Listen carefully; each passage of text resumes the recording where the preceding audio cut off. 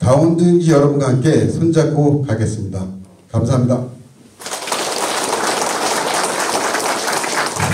오늘 강인혜 씨 고성 박사님 도착하셔가지고 저는 인사말을 마치고 마이크를 우리 고성 박사님 넘기도록 하겠습니다. 인사드리고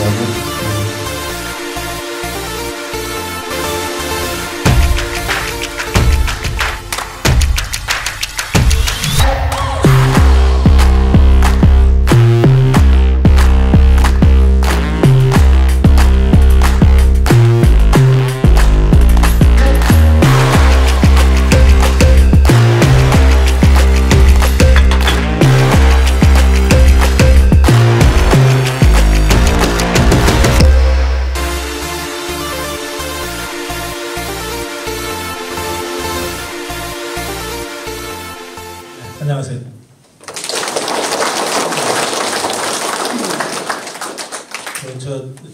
제가 많이 다니는데 조금 전에 저 영상처럼 저런 소개는 이제 처음 받아봤습니다. 고맙습니다. 저거 어디 가져가서 써도 돼요? 그 영상 좀 주세요. 저 시간 몇 시까지 하면 돼요? 마음대로 하세요. 아니, 마음대로는 또 안 주무세요? 예? 많이 해주셨대요. 많이 해도 된다고요? 예, 뭐, 그리고 여러분들 질문 제가 많이 받겠습니다. 뭐든지 질문하시면 제가 뭐든지 답변해 드리겠습니다. 그 질문부터 받아도 돼요. 질문부터 하시고 싶은 분들은 지금 손 들어주시면 됩니다. 아무 때나. 예. 그 제가, 손을 드셨어요. 예, 저 뒤에. 예. 저기, 마이크 혹시 있어요? 무선 마이크 있습니까?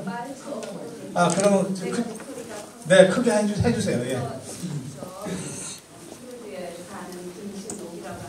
네. 예. 요즘 도움이 가장 핫하잖아요. 네. 그다음은 종교적, 예. 종교가 이름이에요. 네. 근데 그 종교적 전국 교육 노동조합, 예. 그것이 불법인가요, 합법인가요? 그래요. 예. 알겠어요. 예.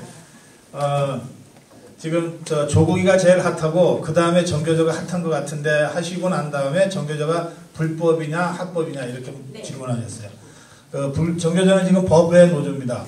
그러니까 불법이냐 합법이냐 따지면 불법입니다. 불법인데 이 좌파 정권이 불법이라고 하지 않고 법 외 노조라고 하고 있습니다. 법 바깥에 있는 노조예요. 뭐 임의단체다 이런 뜻입니다. 그러니까 법 바깥에 있는 노조니까 법의 보호를 받을 수 없는 단체죠. 예, 그 이유는 정교조가 노동법을 어겼기 때문에 그래요. 노동법에 여러 복잡한 기준들이 있는데 그 중에 이 사람들이 그 해고된 교사를 이 노조의 상근 직원으로 이렇게 계속 썼어요. 그러니까 노동부에서 그거는 노동법을 어기는 것이니까 그렇게 하지 말라고 행정 지도를 몇 년에 걸쳐서 여러 번 했습니다. 워낙 조직이 크기 때문에 웬만하면은 정부도 그 이명박 박근혜 정부 때입니다.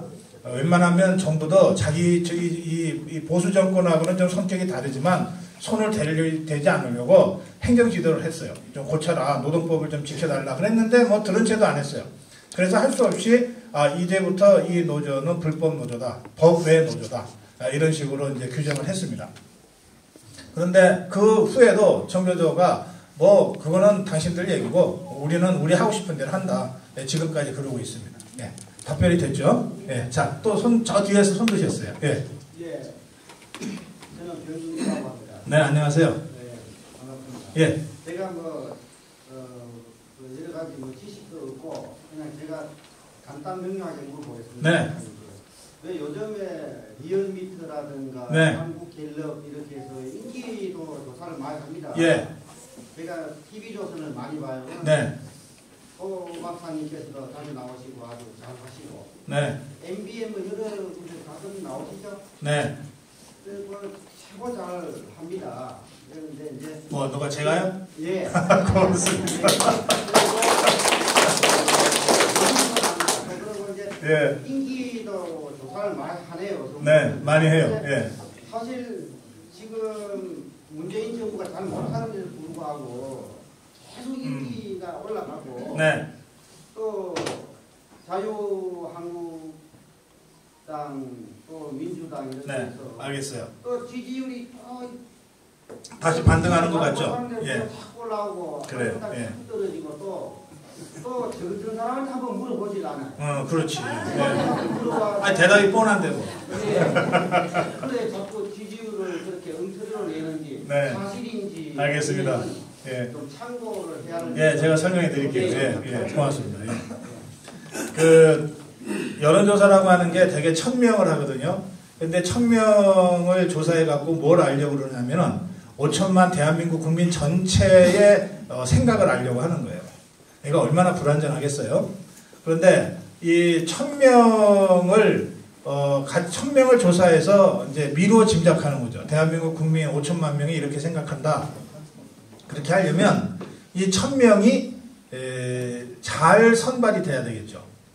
그런데 예를 들어서 여기 지금 한국당 당협 특강하는 자리니까 한국당 당원들이 많이 오신 거잖아요. 그러면 여러분들한테 물으면 문재인 지지율이 아마 한 자릿수라도 안 나올지 모르죠. 그렇죠. 그러니까 여러분들이 표본일 경우에는 문재인 지지율은 거의 뭐 0일 거예요 아마. 또는 예를 들면은 저 민주당 당원들 모아놓고 하면 그러면 문재인이 아무리 일을 못해도 막 90% 나오겠죠. 예, 그러니까 표본을 어떻게 선정하는가가 제일 중요해요. 그런데 이 표본은 객관적으로 대한민국의 국민 전체를 대표하는 그런 표본이어야 되는 거죠. 그러니까 뭐냐면 표본에 여성만 잔뜩 있어도 안 되고 남성만 많이 있어도 안 되고 여성 남성 비율이 대체로 1대1. 그 다음에 20대 몇 명, 30대 몇 명, 40대 몇 명 우리 인구 구성이 있잖아요. 그런 식으로 표본이 구성이 돼야 되는 거예요. 뿐만 아니라 정치의식을 조사할 때는 이 사람의 정치 성향이 한국당 쪽이냐 민주당 쪽이냐도 어느 정도는 가려서 균형을 잡아줘야 돼요. 그런데 뭘 기준으로 균형을 잡냐? 직전 선거를 갖고 균형을 잡아요. 대통령 선거, 대통령 지지율 조사할 때는 그러면 2년 반 전에 있었던 대통령 선거 때는 어땠냐? 그러면 그때 기억하시겠습니까? 문재인이 41점 얼마, 40이라고 쳐주고 홍준표가 25, 뭐 안철수가 21, 뭐 유승민이 5 이렇게 그 표를 얻었거든요. 그러면 당시에 문재인을 찍었던 사람들이 한 42 정도가 표본에 잡히면 되는 거예요. 당시에 홍준표 찍었던 사람이 최소한 25명은 250명은 있어야지. 그렇죠? 예, 25%니까 1000명을 기준으로 하면 그렇죠? 1000명을 우리가 샘플을 딱 해서 모아서 이 사람들한테 조사를 한다 할 때 한 420명은 문재인 찍었어. 내 2년 반 전에 문재인 찍었다고 답변한 사람이 420명. 홍준표 찍었다가 250명. 안철수 찍었다가 210명. 유승민 찍었다가 한 50명 정도가 구성이 돼야 2년 반 전에 찍었던 그 사람들이 다시 여론조사를 하는 꼴이 되잖아요. 근데 요즘은 어떻게 돼 있냐? 이거 다 비밀, 영업 비밀이라서 공개를 안 하지만 우리가 이제 크로스 체킹을 해볼 수 있어요. 크로스 체킹을 해보니까 어떻게 돼 있냐? 2년 반 전에 문재인 찍은 사람이 420명밖에 없었는데 요즘 조사를 해보니까 요즘에 미리얼미터나 이런 거 조사할 때 보니까 550명쯤이 여기 포함되어 있는 거야. 홍준표를 찍은 사람이 250명은 됐거든. 근데 요즘 조사에서 보면은 뭐 한 150명밖에 안 들어가 있는 거예요, 이게. 그러면 2년 반 전에 문재인 찍은 사람들 중에서는 지금 너무 못하니까 등 돌린 사람도 있겠지만 그래도 내가 옛날에 2년 반 전에 문재인 찍었는데 하고 미래에 남아서 여전히 문재인 잘해줬으면 하고 생각하는 그런 기대와 희망을 이렇게 표시하는 사람도 있겠죠. 그런 사람들이 더 많이 있는 거지 지금. 그래서 표본 자체에서 문재인 좌파 정권에 유리하게끔 표본이 구성이 되어 있을 가능성이 있다. 이렇게 일단 첫 번째 의문이 제기되는 거예요. 그거는 우리가 크로스 체킹을 해보면 어느 정도 이게 합리적 의심을 할 수 있어요.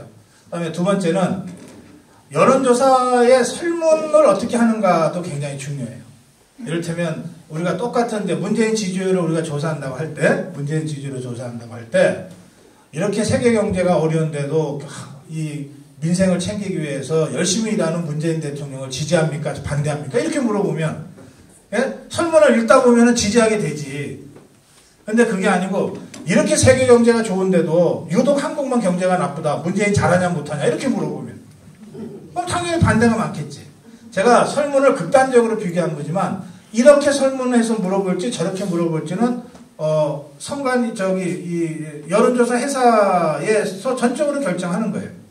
그래서 표본이 제대로 구성되어 있지 않고 설문이 좌파 문재인한테 유리하게끔 만들어져 있으면 굳이 숫자를 조작하지 않아도 여론조사를 상당한 정도로 좌파한테 유리하게 만들어낼 수가 있어요. 리얼미터나 한국갤럽 같이 매주 조사를 하잖아요. 매주 조사하려면 돈 많이 듭니다. 그러니까 이 사람들이 어디서 용역을 받아서 하는지는 모르겠는데 지금 한국당은 적어도 아니에요. 한국당은 그럴 만한 돈도 없고 그럴 돈이 있으면 왜 리얼미터나 한국갤럽한테 그 용역을 주겠어요? 다른 좀 더 객관적인 데 주겠지. 그러니까 이 리얼미터나 한국갤럽이 땅 파서 뭘 여론조사하는 거 아니잖아요. 자원봉사하는 데가 아니잖아요.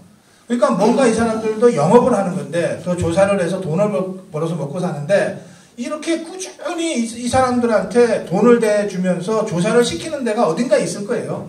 그게 청와대일 수도 있고 더불어민주당일 수도 있고 아니면 좌파들과 연계되어 있는 무슨 기업일 수도 있고 하여튼 그래요.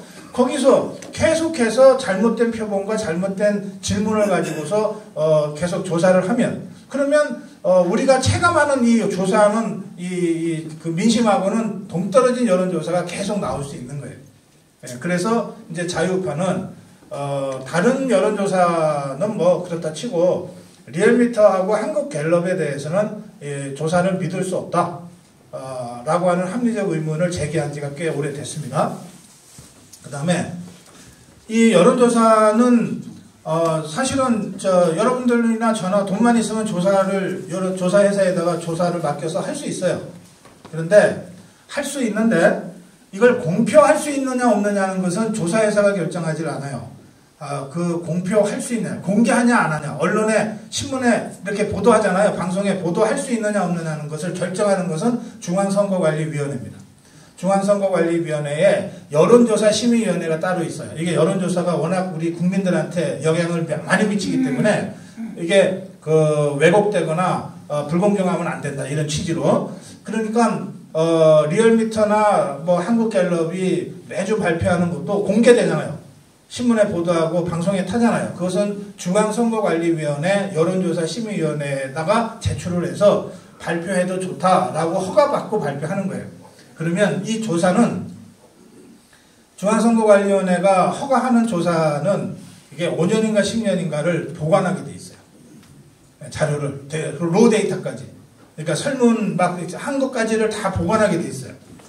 그래서 제가 이제 이렇게 제가 이렇게 설명드리는 이유는 뭐냐면 이제 내년에 우리가 총선 이기면은 이제 국회를 다시 우리가 국회 입법 권력을 갖고 올 거고 3년 후에는 자유파가 이겨서 정권을 찾아올 거거든요. 그러고 나면 해야 될 일이 너무 많은데 그 중에 이 여론조사가 진짜 제대로 됐냐, 진짜 객관적으로 됐냐 안 됐냐도 꼭 한번 들여다봐야 돼요. 중앙선거관리위원회가 자료를 다 가지고 있으니까 이것들도 자료 없애버렸다 그러면 곤란한데 나중에 선관위니까 그러지 않겠죠. 예, 그 자료를 쌓아놓고 있으니까 그 자료를 들여다보고 진짜 여론조사 이게 국민의 심리, 정치 의식, 정치 투표 행태에 엄청난 영향을 미치는 여론조사가 진짜 자유파 국민들이 다 의심하듯이 뭔가 이게 잘못된 것인지 아니면 진짜 정확하게 했는데 그런 결과가 나왔는지는 진짜 제대로 조사도 하고 필요하면 수사도 해야 된다. 예, 저는 이제 그렇게 생각하고 있습니다. 예, 일단 그 정도만 제가 답변 드릴게요. 예, 맨 앞에서 손 예, 전 공단에서 조그만 중소기업을 하고 있는 안용동입니다. 예.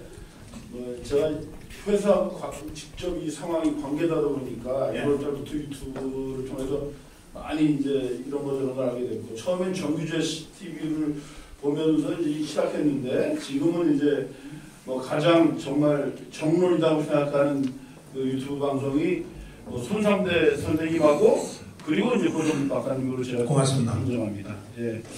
지금 뭐 조국 사태라는 진짜 믿겨지지 않는 엄청난 일이 일어나고 있는데 네. 이게 또 아주 장기화되고 있고 그런데 이제 또 거기에 신기하게 정강훈 목사님이라는 어마어마한 분이 네. 믿기지 않을 정도의 엄청난 바람을 일으키고 있는데 예. 정광훈 목사님이 부르시는 문재인 하야, 네. 분명히 하야로 되어 있습니다. 네. 문재인 하야라는 게 정말 이루어질 수 있다고 생각하시는지, 네. 그리고 혹시 만약에 문재인 하야가 이루어지지 않으면 박사님이 보시기에 우리나라가 어떻게 될 것 같은지 네. 한번 좀 알겠습니다. 예.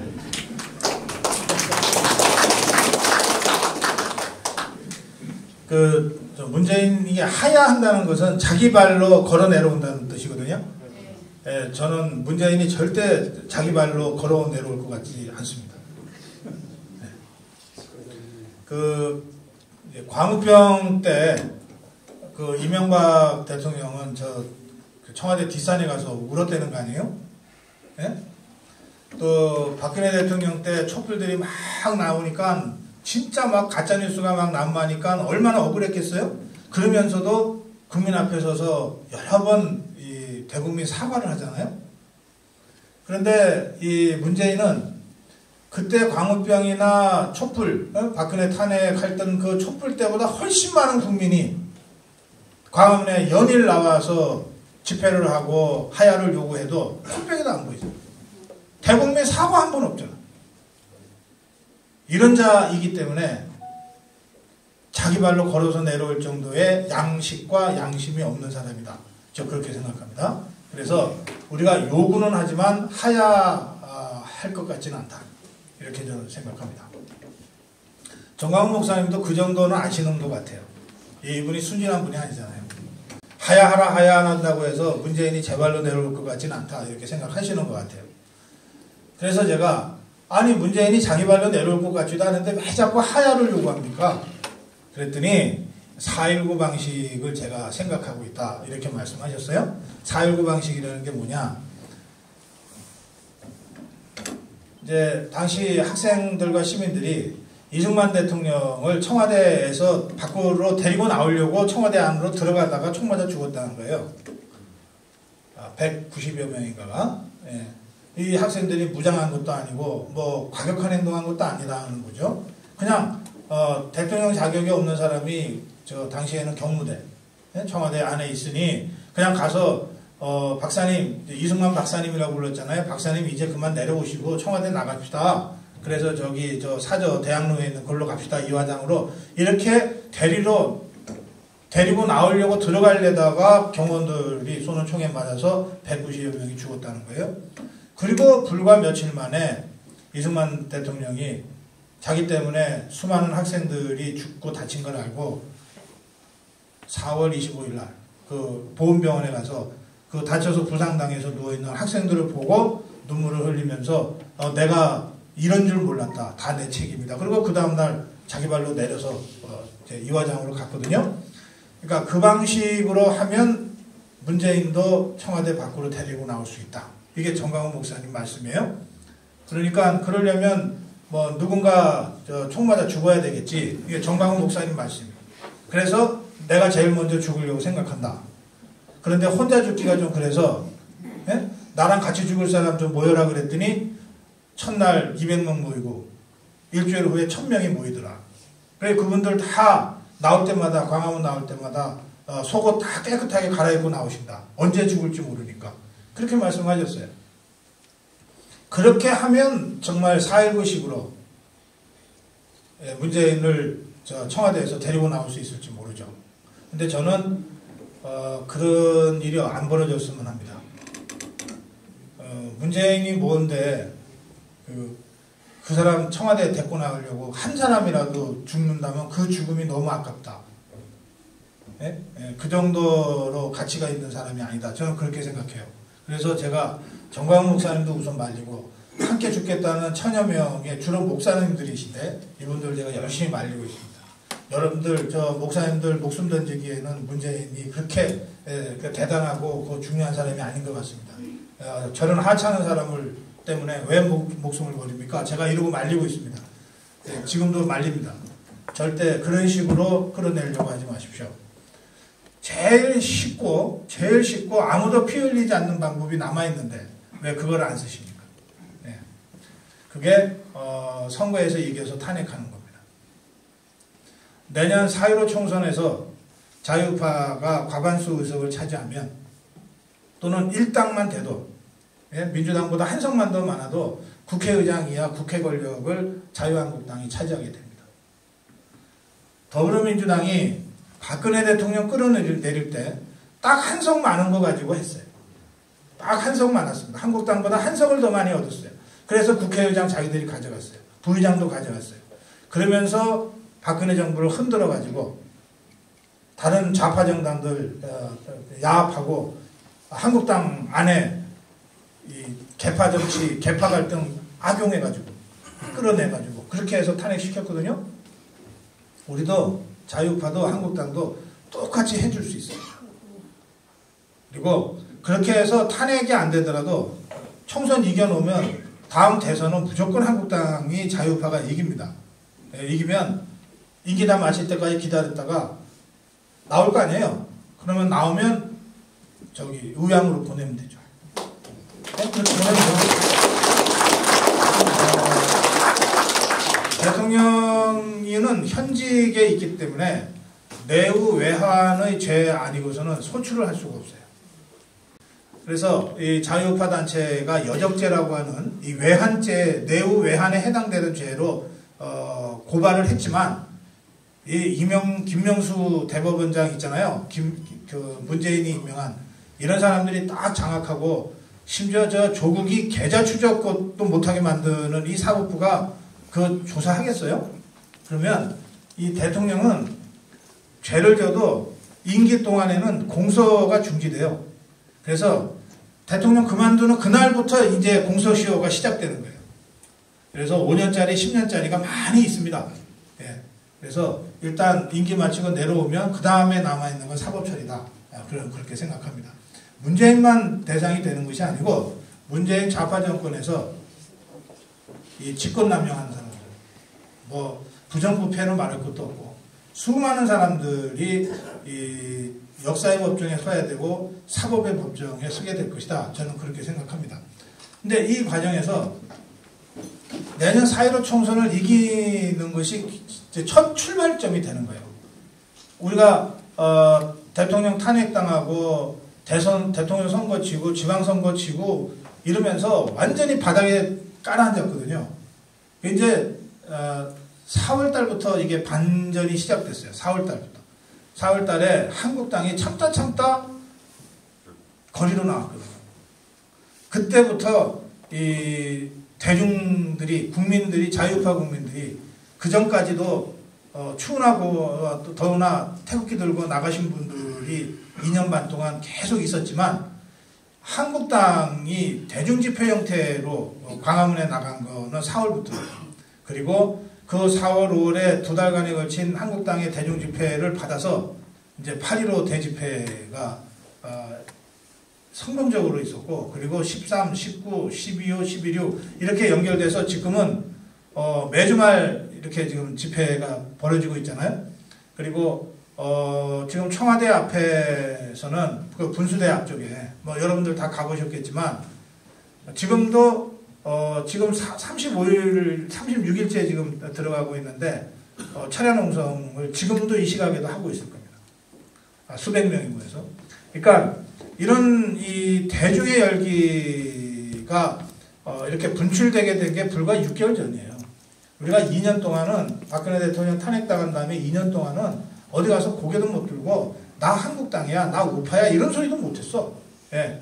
불과 6개월 전부터 이게 우리가 고개 들고 다니고 큰 소리 치기 시작했고요. 지금은 그 6개월 만에 완전히 그 상전이 벽해돼서 지금 전국을 누가 주도하고 있냐? 문재인 더불어민주당이 주도하냐? 아니면 한국당이 주도하고 자유파가 주도하냐? 한국당과 자유파가 주도하고 있어요. 이미 전국을. 예, 그렇기 때문에 내년 4.15 총선을 지금과 같은 흐름으로만 잘 관리해가면 내년 4.15 총선은 무조건 우리가 이깁니다. 그러면 대선은 뭐 해보나 마나 게임이에요. 예, 그건 해보나 마나 게임이고, 그렇게 되면 아까 말씀드린 대로 순서대로 이렇게 사법 처리도 하고 이렇게 하면 된다. 그렇게 생각해서 질문은 하야 할 거냐였는데 하야는 안 할 거다. 그런데 그 다음에 이제 한국이 만약에 이제 예, 하야 말고 안 되고 계속 정권이 유지돼서 2021년에 가서 바뀐다고 가정했을 때 네. 그렇게 될 것 같다고 말씀하시는데 네, 그렇습니다. 그럼 우리나라가 어떻게 될 것 같으냐? 뭐 예. 경제나 사회나 뭐 아 그래요. 예. 이 문재인 좌파 정권이 집권해서 2년 반 지났는데 나라가 완전 망가졌잖아요. 예. 그런데 탄핵해서 끌어내리지 못하고 다시 임기 마칠 때까지 기다렸다가 선거로 정권을 바꿔야 된다 그러면 앞으로 남은 2년 반 동안 나라가 또 얼마나 망가지겠냐 이렇게 이제 걱정하시는 거예요. 예. 근데 저는 그렇다고 해서 대한민국이 망하지는 않는다 이렇게 생각합니다. 우선 그 두 가지가 제일 걱정인데 하나는 안보, 9.19 군사합의. 근데 9.19 군사합의보다 더 심한 것은 주한미군 철수, 유엔군 사령부 해체, 국가보안법 폐지 이거거든요. 근데 이미 좌파는 그거 할 힘을 잃어버렸어요. 예, 그거 못합니다. 이제 힘이 없어서 못해요. 그리고 김정은이도 문재인이한테 얻을 거 다 얻었다고 생각하는 거예요. 뭐 문재인이가 여기서 주한미군 철수시킬 힘도 없고 국가보안법 폐지할 힘도 없고 그럴 배짱도 없고 그렇다고 보는 거예요. 그러니까 김정은이가 더 이상 문재인으로부터 얻을 게 없으니까 상대 안 하는 거예요. 예, 이제 그런 것이고요. 그래서 안보 쪽은 심각하게 망가졌지만 더 망가지지는 않을 거다. 우리가 버텨냈다. 이런 것이고요. 경제 민생 쪽은 그래도 선거가 좋긴 좋아요. 저 좌파들도 선거를 해야 되니까 최저임금을 그렇게 많이 못 올리는 거예요. 올해는. 그리고 52시간도 보완해야 된다고 그러는 거예요. 이게 선거가 없었으면 그야말로 좌파 독재가 막 앞으로 수십 년간 계속 인다 그랬으면 올해도 10몇% 최저임금 올렸을 거고 그리고 52시간은 뭐 말할 것도 없이 그냥 강행했을 거예요. 뭐 우리나라 기업들이 못 견뎌서 다 외국에 가건 안 가건 그건 그 다음 문제고 이렇게 했을 거라고요. 그런데 선거가 눈앞에 다가오니까 좌파들도 표 얻으려면 자기들이 무리하게 잘못된 정책을 계속 밀어붙일 수는 없는 거지. 네. 그래서 최저임금도 속도 조절한 것이고 52시간도 지금 보완하겠다고 하고 있거든요. 이게 근본 대책은 아니지만 선거라는 것 때문에 어쨌든 더 나빠지는 것에는 브레이크가 걸리는 거예요. 그리고 또 우리 자유파 국민들이 광화문에 나가서 소리친 것 때문에 이자들이 진짜 하고 싶었는데 못하는 것들이 많이 있어요. 그리고 내년 4.15 총선을 우리가 이기잖아요. 이기면 그때는 문재인 좌파 정권이 뭘 하려고 해도 국회에서 다 못하게 막을 수 있어요. 다 막을 수 있어요. 예. 그래서 저는 3년 후에 우리가 정권 갔다 올 때까지 나라가 더 망하면 어떡하냐. 예, 그렇게 크게 너무 심각하게 걱정 안 하셔도 된다. 그런데 4.15 총선에서 지면 진짜 망할 수 있다. 그러니까 이게 2단계로 생각하셔야 돼요. 나라 망하는 거 막으려면 일단 4.15 총선에서 무조건 자유파가 이겨야 돼요. 그렇게 해서 지금까지 했던 그 실정과 폭정을 더 못하도록 브레이크는 잡아줘야 돼요. 그리고 난 다음에 2년 반 후에 정권을 바꿔서 그동안 고생했던 거 다 바로 세우고 잘못된 거 바로 세우고 이렇게 가는 수밖에 없다. 근데 저는 그러면 이제 우리가 잃어버린 5년이 되잖아요. 예?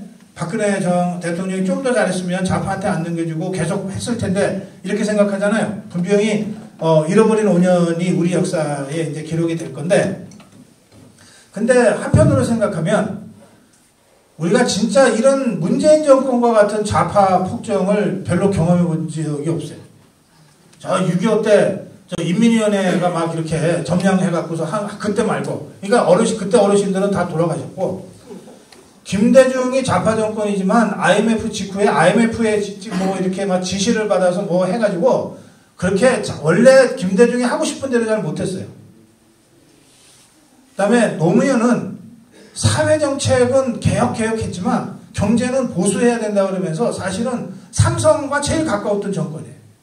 그래서 좌파 정권이지만 민생을 이렇게 망가뜨린 적은 별로 없어요. 김대중이나 노무현이나. 문재인은 김대중 노무현의 연장선에 있는 정권이면서도 훨씬 더 나쁜 정권이에요. 그래서 이제 우리가 김대중 정권도 겪어봤고 노무현 정권도 겪어봤는데 뭐 좌파들 정권 잡아도 별거 아니더만 뭐 내 생활하는데 별로 지장이 없더만 이라고 생각했던 이 자유파의 이 나이브한 순진한 생각들이 문재인 정권 2년 반을 겪으면서 다 깨졌어요. 야, 이 좌파들 진짜 이거 안 되겠네. 다 이렇게 생각하게 된 거예요. 또 한 가지는 이 좌파들이 계속해서 이 두더지처럼 숨어서 암약했거든. 누가 좌파인지, 누가 진짜 좌파 중에서도 지독한 좌파인지, 싸가지 없는 좌파인지를 우리가 잘 몰랐어요. 예, 그런데 이 2년 반 동안에 자기들 세상 됐다고 다 이제 나온 거야, 두더지처럼. 예? 조국이가 저 정도일 줄 몰랐잖아요, 우리가. 조국이가 좌파인 줄은 알았지만, 그죠? 유시민이가 원래 싸가지 없는 사람이라고는 우리가 알았지만, 저 정도로 싸가지 없을 줄은 몰랐더라고요. 예? 그러니까 이런 식으로, 여러분들, 이회수가 정말 저렇게 황당한 좌파인 줄 몰랐잖아. 조정래 태백산맥, 야, 이거 뭐 대하 드라마고 막, 그렇게 알았지, 야, 저렇게 뼛속까지 좌파인 줄은 몰랐잖아요, 여러분들이. 공지영이가 무슨 무쏘의 뿔처럼 혼자 가자 이러면은 여성들이 그거 다 좋아했잖아. 예? 드라마로도 만들어지고. 근데 저는 이 황당한 좌파인 줄 몰랐잖아요. 그러니까 이제 그런 좌파들이 가면을 벗어던지고, 예? 권력에 취해서 자신들의 민낯을 막 대중 앞에 내보인 거예요. 이거 색출하려고 그러면 무지무지 힘들어요. 박근혜, 이명박 정권, 보수 정권, 우파 정권 9년 동안에 이걸 제대로 못했어요. 근데 이 문재인 정권에 들어서서 이 사람들이 권력 행사를 하면서, 예? 아니, 김대중이가 돈만 밝힐 줄 알았지 이 정도로 좌파인지 몰랐잖아. 그게 이제 다 드러난 거야. 예? 그러니까 자유파 입장에서는 진짜 예방조사 제대로 맞은 기간이고, 그 다음에 다시 정권 잡으면 정말 뭘 해야 될지를 아주 뼈저리게 우리가 공부한, 예? 값비싸게 우리가 수업료는 냈는데 이재수도 떨어져 죽고, 예? 이러면서 우리가 수업료 다 낸 거 아니에요? 예? 박근혜 32년형 받고 이러면서 국정원장들 줄줄이 감옥 가면서 우리가 이게 다 수업료 낸 거거든요. 정말 비싸게 수업료 냈지만 제대로 배우면 된다. 여기서 배운 이 교훈을 우리가 절대 잊어먹지 않고 있다가 정권 잡은 다음에 하나하나 바로잡아가면 된다. 그렇기 때문에 이거 잃어버린 5년이지만 우리가 잃어버렸다고 생각하지 말자. 우리가 값비싼 수업료 내고 제대로 배운 기간이라고 우리가 생각하자. 제가 그렇게 생각합니다. 예. 자, 저 뒤에, 죄송합니다. 먼저 일어나셔가지고.